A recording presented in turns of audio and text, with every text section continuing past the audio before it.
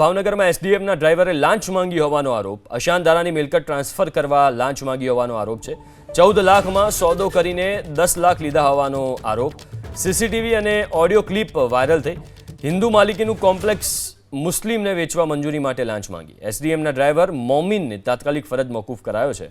મારા નામે પૈસા લીધા છે તો તેનો મને ખ્યાલ નથી, એસડીએમએ આ નિવેદન આપ્યું. સાથે કહ્યું કે ડ્રાઈવર સામે કાર્યવાહી કરવા પોલીસ વડાને જાણ કરી છે. नहीं, ड्राइवर से हम ये चीज़ पूछेंगे तो उसमें अगर हम ड्राइवर से इसकी अंगत ऐसी बातें करेंगे कि आपने किया है, नहीं किया है, ये तो तपास का विषय है। ये एसपी सर पूछे उनसे या मेरे सीनियर पूछे उनसे। मैं उनसे अगर ऐसे पूछूँगी कि जिसमें मेरा ही आप एलिगेशन इस तरीके का हो रहा है और मैं उसी को बुला के उससे बात करूँगी, तो वो ठीक मैसेज नहीं जाता। जिस टाइम पे मुझे फ़ोन आना शुरू हुआ, हमें पता लगा कि इस तरीके का कुछ हुआ है, इसकी कुछ ऑडियो वीडियो वायरल हुई है, रिकॉर्डिंग है किसी के पास, तो हमने उसको यहाँ से ऑफिस से छूटा कर दिया था और आज उसका हम ऑर्डर कर दिया है।